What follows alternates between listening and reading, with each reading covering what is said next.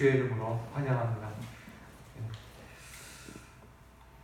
우리가 계속해서 로마서 말씀을 주일마다 말씀을 듣습니다.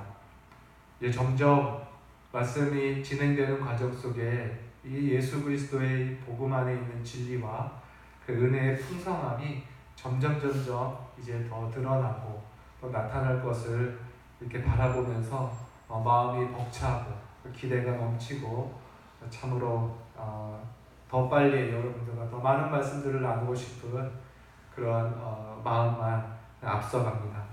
오늘 16절과 17절 말씀을 통해서 하나님의 말씀, 이 복음과 그 복음 안에 나타나 있는 하나님의 이 의의 이 기쁜 소식을 우리 한번 말씀을 통해서 배우기를 원합니다. 오늘 사도 바울이 이렇게 선언합니다. 내가 복음을 부끄러워하지 아니하노니. 내가 복음을 부끄러워하지 아니하노니. 여러분, 이 말씀 무엇입니까? 사도 바울은 나는 복음을 자랑스러워한다. 나는 이 뜻을 지금 역설적으로 표현을 하고 있는 겁니다. 나는 복음을 자랑스러워한다. 이것을 나는 복음을 부끄러워하지 아니한다 라고 이렇게 설명하고 있습니다. 한마디로 바울은 복음을 자랑스러워한다는 거예요. 그러면 왜 바울은 여기서 로마 성도들에게 여러분 저는 복음을 자랑스럽게 여깁니다 이렇게 말해도 될 텐데 여러분 저는 복음을 부끄러워하지 않습니다 이렇게 말을 할까요? 물론 역설이라는 그 표현의 방식이 하나의 강조점을 주는 그런 의미도 있지만 굳이 바울이 복음을 부끄러워하지 아니한다라는 표현을 쓸까? 아마도 이 로마 교회의 성도들이 분명히 하나님의 복음으로 구원을 받았잖아요. 복음의 소식을 듣고 하나님을 믿고 예수를 분명히 믿었습니다. 그래서 구원의 은혜를 체험했습니다. 그 믿음의 소문이 세상에 전파될 정도로 그런 교회였습니다. 그럼에도 불구하고 아마도 이 성도들은 그 복음으로 그렇게 구원을 받고 하나님을 알았음에도 불구하고 그 복음을 세상 앞에 내놓을 때는 또는 세상 앞에 그 복음을 이야기할 때는 막연한 부끄러움을 갖게 되지 않았을까라는 생각이에요. 이 로마라는 곳이 어떤 곳입니까? 우리가 저번에도 봤지만 로마는 헬라 문화가 꽃을 피운 곳입니다. 헬라의 문화와 헬라 철학이 아주 발달된 곳이죠. 그래서 거기는 사람들은 모이기만 해도 새로운 지혜와 새로운 지식을 서로 이야기하고 나누는 것이 즐거움이었던 그런 문화였습니다. 그러니 얼마나 많은 지혜라는 것들이, 지식이라는 것들이 많이 있는 도시였겠어요? 게다가 그 로마라는 곳은 여러 그 이교신들이 많이 있었습니다. 그러니까 각종 종교의 교리들이 많이 있었던 곳이죠. 많이 이야기되고 회자되었던 곳입니다. 뿐만 아니라 살아있는 신이라고 하는 그 황제가 눈을 시퍼렇게 뜨고 있는 곳이 바로 로마였습니다. 그러한 도시에서 이제 하나님을 믿는 교회가 생겼고 그들이 믿는 복음은 또한 어떤 복음입니까? 복음의 핵심이 뭐예요, 여러분? 우리가 밖에 나가서 이야기하실 수 있는 복음의 내용이 뭡니까? 근데 그것은 예수의 십자가의 죽으심과 부활입니다. 예수님의 십자가와 부활이라는 이 복음을 세상 앞에 특별히 로마 그 도시의 한복판에서 그 지혜와 지식이 넘쳐나고 이교신의 교리들이 풍성하며 살아있는 신이라는 황제가 눈을 뜨고 있는 그곳에서 그 기독교의 복음인 십자가의 그 진리를 이야기한다는 것이 그들에게는 부끄러움으로 마음속에서 부끄러움이 일어났을 수 있었다는 겁니다. 그래서 바울은 여러분, 나는 이 복음을 자랑스럽게 여깁니다. 이렇게 말할 수도 있지만 그는 여러분, 저는 복음을 부끄러워하지 않습니다. 이렇게 말하는 것 같아요. 여러분, 왜 세상은 세상 앞에 복음을 이야기할 때 왜 부끄러움을 갖게 될까요? 우리는 이유는 세상이 복음을 미련하게 보기 때문입니다. 예수의 죽음을 세상은 미련하게 봅니다. 사람이 종교를 갖는다든지 사람이 무슨 지혜와 지식을 얻고 또는 윤리와 도덕을 함양하고 자기의 인격을 이렇게 고상하게 만드는 목적이 뭡니까? 사람들이 공부하는 목적, 종교를 갖는 목적, 지혜와 지식을 배우는 목적이 뭐예요? 보다 더 잘 살기 위해서. 한마디로 이 땅에서 보다 행복한 삶을 살기 위해서, 인정받고 명예롭고 만족스러운 삶의 내용을 꾸려내고 싶어서 그러한 것들을 배우는 거예요. 그리고 종교를 갖는 거죠. 그게 사람들의 기본적인 심령이죠. 그런데 기독교는 무엇을 가르칩니까? 죽음을 가르칩니다. 우리가 믿고 따르는 분이 십자가에서 죽었다. 그 사실을 믿으라고 가르칩니다. 그리고 너희들도 너희가 믿고 따르는 그 메시아 예수가 죽음같이 너희들도 그를 따라 죽는 삶을 살아라. 한마디로 너희도 죽어라. 이걸 가르치고 있는 거예요. 그러니 세상의 지식과 세상의 지혜로 그 복음을 들여다보면 영락없이 밀어내 보입니다. 잘 살게 만드는 것도 아니고 행복하게 하는 어떤 비밀이 있는 것도 아니라 죽음을 믿고 또 따라서 죽으라는 삶을 살리. 이것이 과연 무슨 지혜로 다가오겠냐는 거예요. 그래서 성경에는 세상은 복음을 미련하게 여긴다라고 성경은 말합니다.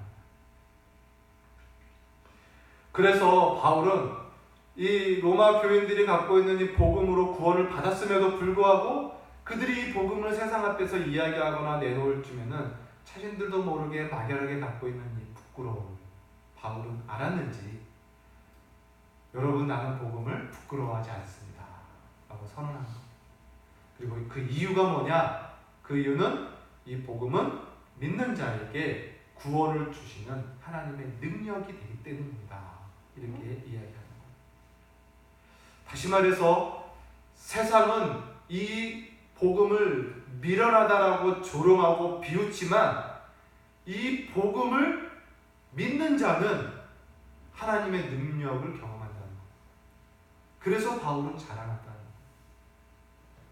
세상의 지혜로는 미련한 이 소식을 부끄러워하지 않고 그것을 믿는 사람, 그 사람은 하나님의 능력을 경험한다. 그것은 곧 구원이다. 이렇게 말하는 것입니다. 그래서 바울은요, 이 복음의 능력을 경험한 사람으로서 바울은 세상의 많은 지식과 학문을 겸비한 사람임에도 불구하고 이 복음을 깨닫고 난 이후에는 그 수많은 지식과 지혜들을 다 배설물로 여겼어요. 배설물. 아무것도 아니구나 이거. 오직 이 복음만이, 세상이 미련하다고 외치는 저 십자가의 죽으심과 부활만이 사람을 구원하는 하나님의 능력이구나. 이것을 이제 알게 된 거죠. 그래서 바울은 갈라디아서에서도 나는 우리 주 예수 그리스도의 십자가 외에는 자랑할 것이 없다. 이렇게 외칩니다. 고린도전서에서도 세상은 십자가의 도는 세상의 지혜로는 알 수 없나니 세상의 지혜로는 십자가의 도, 십자가의 말씀, 교리를 깨달을 수 없으나 믿음으로 그것을 깨닫는 자는 하나님의 구원을 받을 것이다. 이렇게 바울이 이야기하는 것입니다. 여러분, 바울이 자랑스럽게 여기는 이유, 바로 복음이 세상이 미련하다고 지적하고 조롱하는, 비판하는 이 복음이 믿는 자에게는 구원을 주는 능력을, 우리에게 임한다는 겁니다. 그래서 자랑하는 거예요. 여러분은 어떻습니까? 여러분은 이 복음이 자랑스럽습니까? 여러분도 세상 앞에, 사람들 앞에 이 복음을 이야기하거나 내놓을 때 부끄럽지 않고 도리어 능력 있게 당당하게 자랑스럽게 복음을 내놓을 수 있으십니까? 여러분, 이 부끄러움은 세상이 우리를 비난하고 미련하다라고 조롱하는 그 저 지혜를 이길 수 있는 또 다른 지혜가 있어서 부끄러움을 이겨낼 수 있는 것이 아니에요. 다시 말하면 이 부끄러움은 또 다른 지혜로 이겨내서 극복할 수 있는 부끄러움이 아닙니다. 이 부끄러움은 뭘로 이길 수 있느냐? 오직 믿음입니다. 믿음만이 저 세상의 지혜 앞에 복음이 부끄럽지 않은, 오히려 능력임을 당당하게 나타낼 수 있는 거예요. 그래서 여기서 복음과 믿음의 관계가 나옵니다. 복음은 믿음으로만이 이해할 수 있는 진리입니다. 그래서 하나님께서는 이 세상이 미련하다라고 하는 이 복음으로 구원하는 사람들을 찾기를 원하셨던 거예요. 오직 이 복음을 받아들일 수 있는 사람은 지혜도 아니요, 지식도 아니요, 믿음으로만이 그 복음을 받기 때문에. 그래서 여기서 복음과 믿음의 관계가 나오는 것입니다. 아까도 말했지만 복음의 핵심이 뭡니까? 예수님의 죽으심과 부활입니다.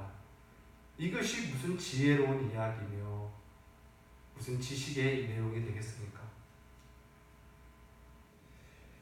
이 죽으심과 부활을 세상 사람들 앞에 아무리 지혜로운 언어와 논리로 설명하고 설득을 시킨다 한들 그 사람들이 그 설명과 설득에 그들이 그거를 따라 이해할 수 있을까요?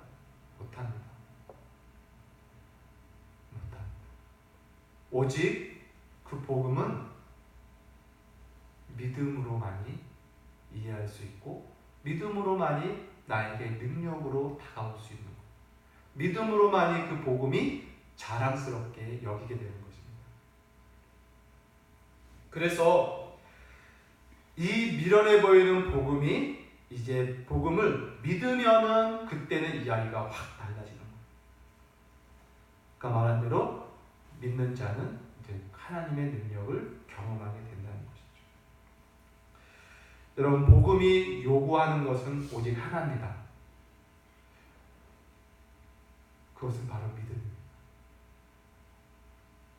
그리고 그 복음을 받아들일 수 있는 방법은 믿음밖에 없습니다. 지혜와 지식, 이해, 논리로 받아들일 수 없는 거예요. 자, 그러면 이 복음, 세상이 미련하게 보는 이 복음, 세상이 조소하는 이 복음의 내용을 과연 누가 듣고 믿느냐라는 거예요. 누가 이 소식을 믿음으로 받아들일 수 있냐는 것입니다. 이것이 이제 또 신비죠. 아무리 따져봐도 미련해 보이는 이 소식을 왜 믿느냐라는 거예요. 누가 어떻게 믿느냐라는 겁니다. 그것은 누가 이 복음을 믿게 되냐면 바로 성경의 말씀대로 따지면 하나님께서 그 믿음을 우리에게 주시는 거예요. 예수님께서 복음서에 보면 이런 말씀이 있습니다. 어느 날 제자들 앞에 이런 말씀을 하세요. 얘들아, 부자가 천국에 들어가는 것이 낙타가 바늘구멍으로 들어가는 것보다 어렵다. 이렇게 낙타가 바늘구멍 들어가는 걸 상상해 보십시오. 그게 가능합니까? 불가능하잖아요. 그런데 부자가 천국에 들어가는 것이 그렇게 어렵다는 거예요. 낙타가 바늘구멍 들어가는 것보다. 그 이야기를 들은 제자들이 충격을 받습니다. 아, 예수님, 아니 부자가 천국에 안 들어가면, 못 들어가면 도대체 누가 들어갑니까? 질문하는 거예요. 즉 부자라면 당시에 어떤 이미지였냐면 한마디로 유력자입니다. 사회의 사람들에게 유력한 인사를 말해요. 그 유력함은 하나님으로부터 복을 받는 자라고 생각을 했던 것입니다. 그러니 저렇게 사회적으로 인간적으로 유력한 저 사람도 천국에 못 들어간다면 우리같이 가난하고 누추하고 초라한 인생들은 어떻게 들어갑니까? 라고 하면서 충격을 받은 거죠. 그때 예수님께서 이렇게 말씀합니다. 그래, 사람은 할 수 없으나 하나님은 하신다. 이렇게 말씀. 그게 그 이야기의 결론입니다. 낙타가 바늘귀 들어가는 것 같은 불가능한 구원을 사람은 이루어낼 수 없다는 거죠. 돈으로도 지식으로도 환경으로도 혈통으로도 불가능하다. 아무리 유력자라 할지라도 다르다는 것. 그러나 하나님은 그렇게 하실 수 있는 분이라는 거예요. 즉 누가 복음을 듣고 믿겠느냐, 저 미련한 소식을 누가 믿겠느냐라는 거예요. 그러나 하나님은 하실 수 있다는 거예요.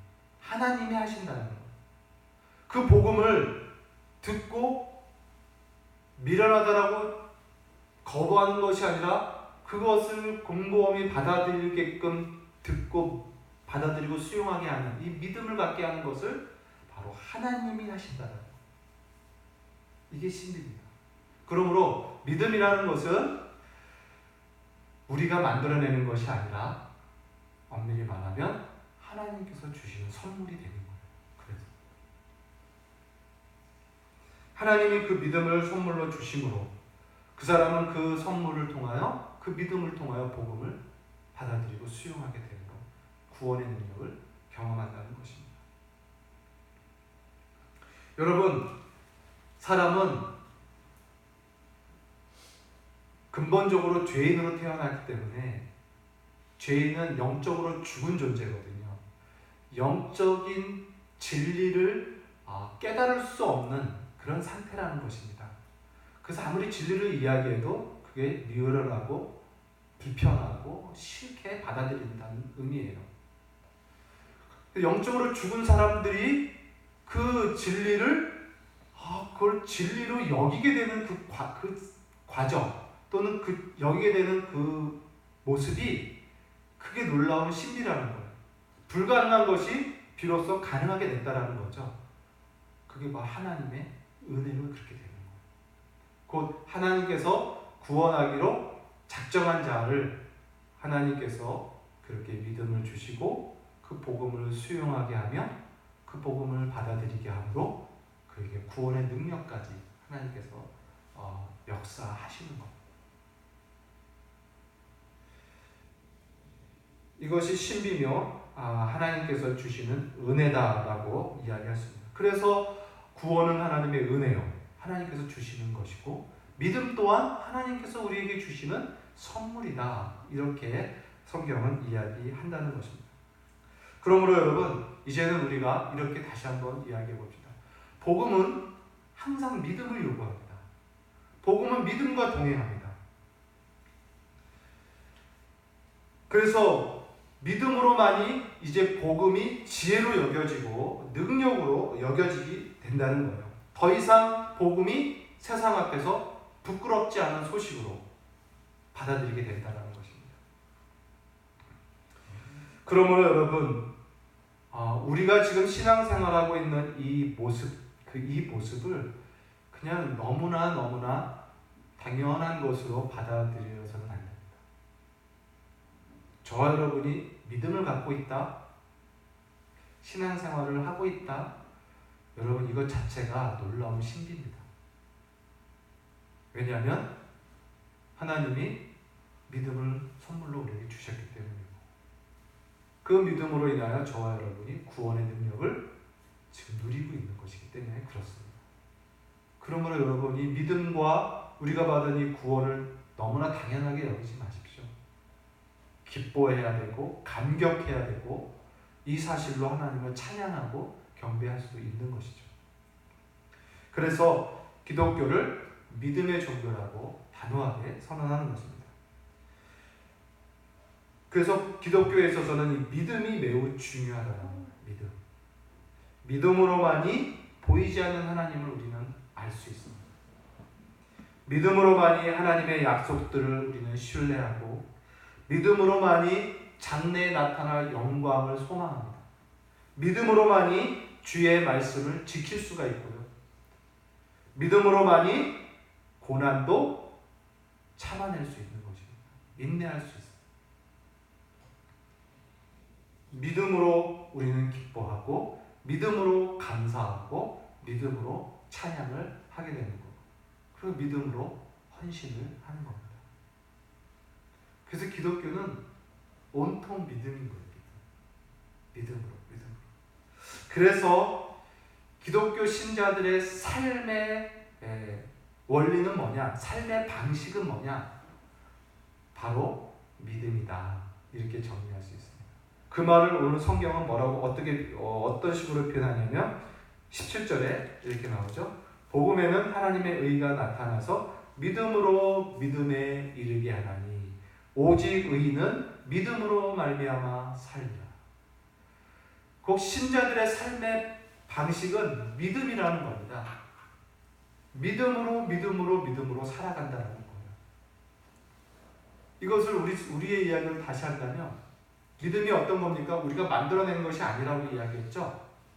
믿음은 하나님께서 주신 신비한 선물입니다.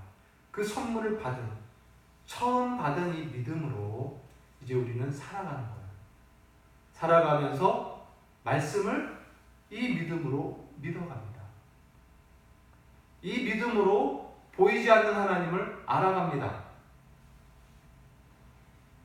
고난이 닥치면 이 믿음을 활용하여 참아냅니다. 인내합니다.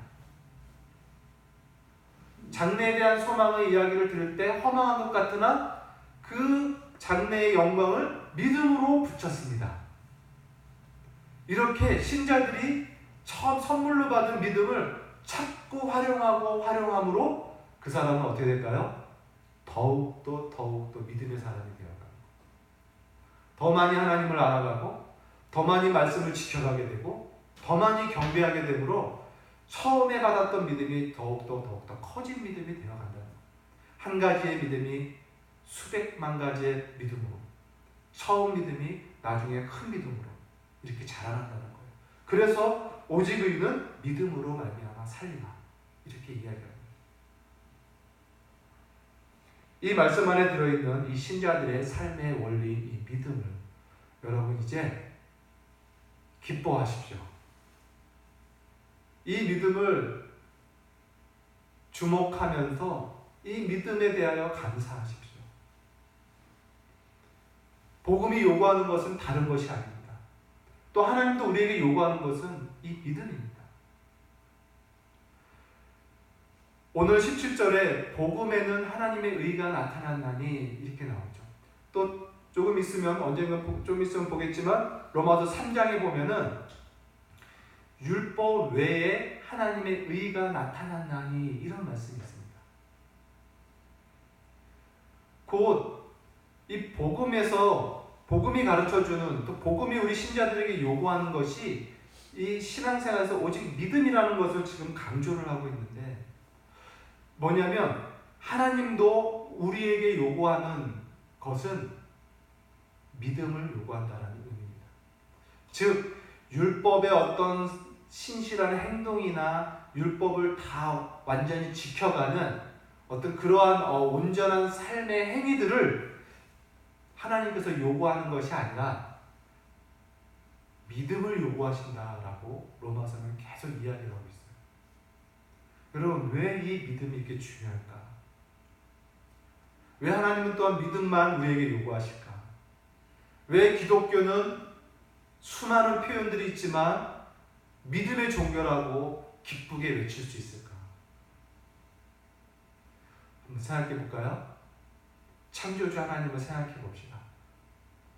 창조주 하나님이 세상을 지으시고 피조물 가운데 사람을 지으시고 피조물인 사람과 창조주 하나님이 관계하는 그 관계에 있어서 하나님이 이 피조물에게 요구하는 것은 무엇일까요?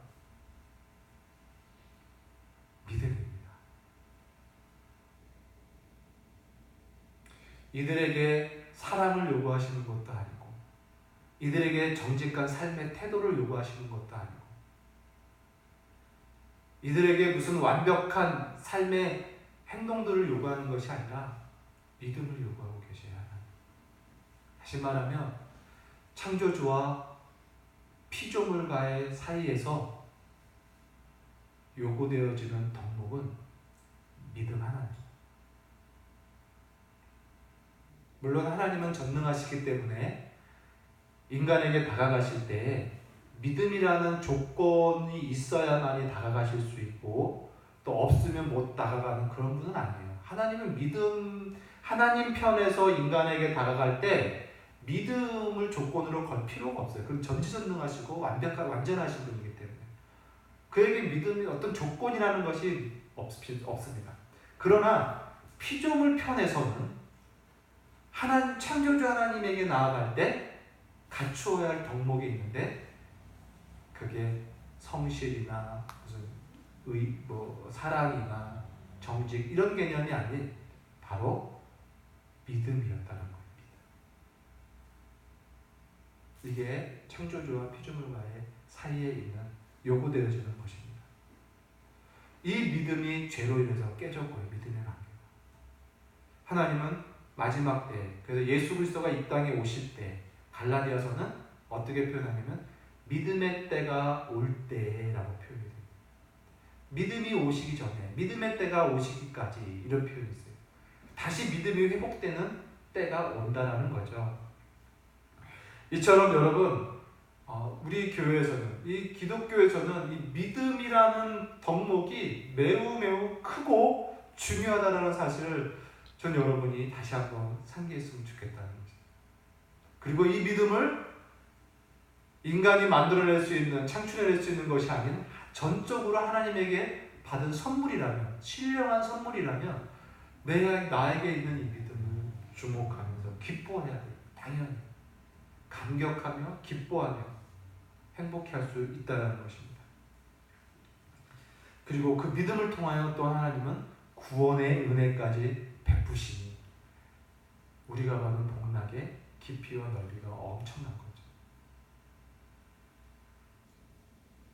이 은혜를 하나님은 처음에는 유대인에게 계시하셨고, 지금은 전 세계 헬라인, 유대인을 제외한 모든 민족에게까지 하나님은 전파하셨다라는 것이 먼저는 유대인에게요, 그리고 헬라인에게로다라는 말씀 속에 들어있는 의미입니다. 여러분, 이 믿음을 여러분 기뻐하셨으면 좋겠습니다. 이게 그냥 당연한 것이 아니에요. 죽은 자가 살아난 것 같은 놀라운 일입니다. 저와 여러분이 하나님으로부터 받은 이 믿음의 선물은 놀라운 겁니다. 그리고 하나님은 이것만 요구하십니다. 그리고 이 믿음만 보십니다. 오늘 11절에 이제 우리가 마지막으로 봐야 될 내용이 뭐냐? 복음에는 하나님의 의가 나타난다니. 이 하나님의 의를 얻는 방법이 뭐냐? 바로 믿음 하나예요. 하나님은 이 믿음으로 하나님의 놀라운 의를 우리에게 주신다라고 봐요. 오늘 이제 17절 말씀을 보면은 복음에는 하나님의 의가 나타난다니 믿음으로 믿음에 이르게 한다, 이런 말씀이 있습니다. 복음에는 하나님의 의가 나타난다니, 다시 말하면 복음에는 하나님의 의가 계시되어 있다, 이런 말씀입니다. 그러면 이제 이 하나님의 의가 어떤 건가를 우리가 한번 좀 봐야겠죠. 오늘 17절에서 표현되고 있는 이 하나님의 의라는 이 글자는 우리가 지난 금요일 날 성경 공부했잖아요. 거기 하나님의 성품에 대해서, 의의 성품에 대해서 공부했죠. 그런데 오늘 17절은 하나님의 성품 또는 하나님의 속성에 해당되는 의를 말하는 것이 아닙니다. 여기서 말한 이 17절에서 나와 있는 이 하나님의 의라는 단어는, 의미는 그 의로우신 성품을 가지신 하나님께서, 즉 의로우신 하나님이 죄인들을 어떻게 의롭게 하시는지를, 또 어떻게 의롭게 여기시는지를 가리키는 내용이 바로 하나님의 의입니다. 여기서 말합니다. 의로우신 하나님 앞에 죄인들이 어떻게 의롭게 설 수 있을까? 그게 그 내용을 이야기하고 있는 거예요. 하나님이 죄인들에게 주시는 하나님의 의, 하나님이 주시는 의가 무엇인가? 그것을 지금 이야기하고 있는 거예요. 하나님의 성품과는 다른 내용이라는 것입니다. 죄인에게 의롭게, 또 죄인에게 주시는 의, 죄인들을 의롭게 하시는 하나님의 그 일하심, 그 하나님의 은혜, 이것이 지금 하나님의 의라는 5글자의 의미라는 것이죠.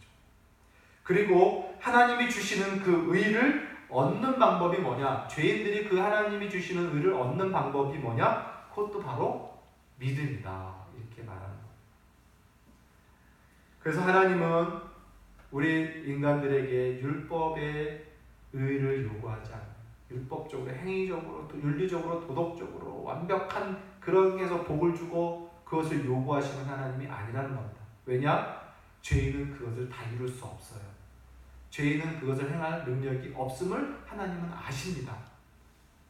그래서 죄인들에게 요구하시는 것이 율법의 요구가 아니라 이제 하나님이 주시는 의가 있는데, 그 바로 믿음으로 하나님께서 요구하신다는 거예요. 아까 말한 대로 창조주는 이제 피조물에게 믿음을 요구하십니다. 그래서 우리는 하나님에게 믿음을 드리는 거예요. 바로 하나님과 그의 아들 예수 그리스도를 믿는 이 믿음. 그리고 하나님은 그 믿음을 보시고 죄인인 우리를 의롭다라고 말씀하십니다. 다시 말하면 하나님은 그 믿음을 보고 우리를 의로 여기시는 거예요. 좀 더 다시 얘기하면 그 믿음을 의로 보십니다. 우리의 믿음을 의로 보셔요. 윤리도덕을 완벽하게 지켰을 때 의롭다고 하시는 것이 아니라 우리의 믿음을 보시고 그것을, 그 믿음을 의로 여기시는 하나님. 이것이 기독교의 은혜입니다. 그래서 기독교는 믿음의 종교라고 말합니다. 하나님의 의를 얻는 길은 오직 이 믿음으로. 하나님은 이 믿음을 의로 여겨주시는, 이것이 기독교에서의 하나님과 우리와의 관계에 있는 거예요. 저와 여러분이 이렇게 믿음과 하나님의 의라는 이 복락을 은혜로, 선물로 저와 여러분이 받았습니다. 이제 저와 여러분이 이제 신앙생활 하는 이유가 이제 밝게 드러났습니다. 여러분은 신앙을 갖는 이유가 뭡니까? 여러분이 하나님을 믿는 목적이 뭡니까?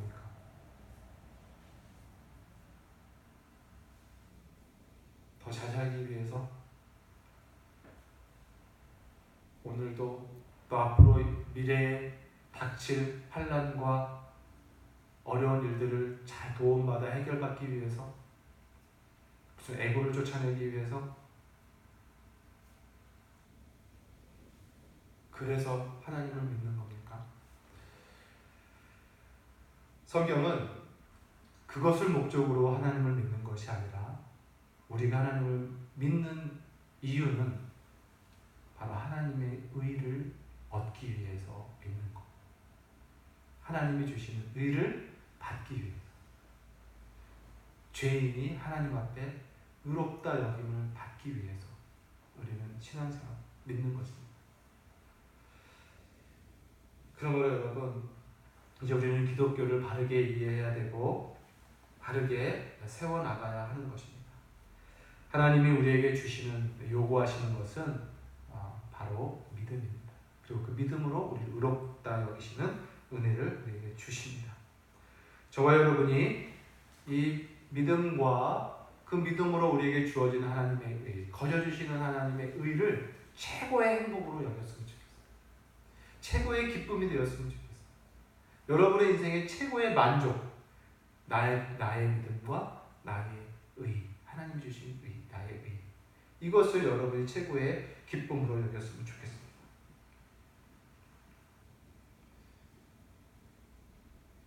그래서 이제 신앙생활하면서 이 하나님의 이 은혜들의 깊이와 넓이와 높이를 점점 더 알아가는 그런 모습이 저와 여러분에게 있었으면 좋겠습니다.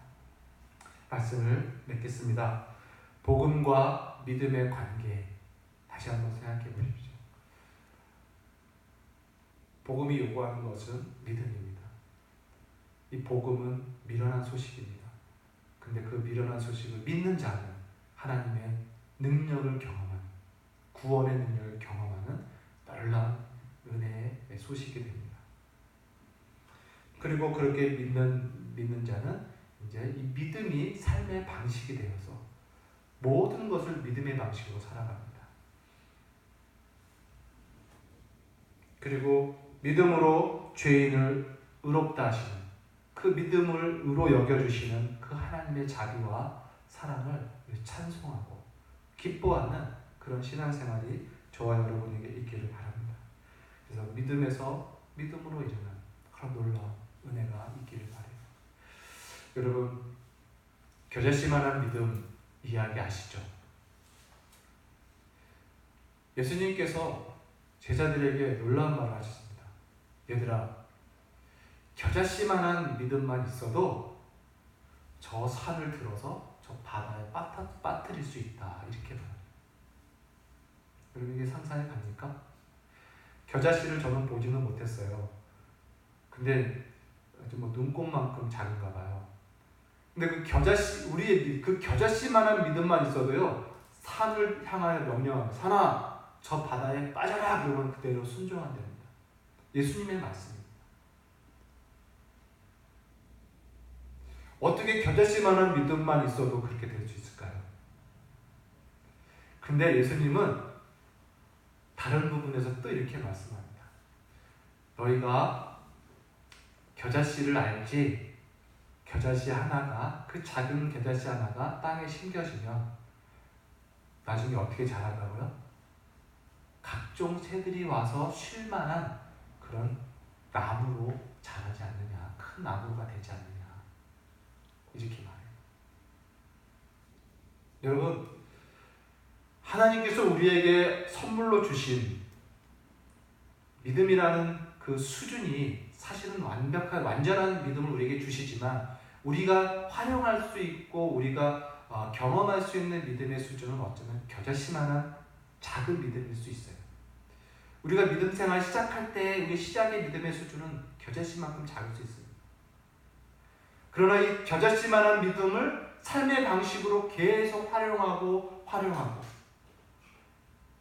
믿음, 신자는 믿음으로 말미암아 산다고 했으니 이 겨자씨만한 믿음을 계속 삶의 방식으로 키워나가며 살아가면 나중에 이 겨자씨는 온갖 새들이 와서 쉴만한 큰 나무와 같이 큰 믿음의 사람이 된다는 거예요. 될 수 있습니다.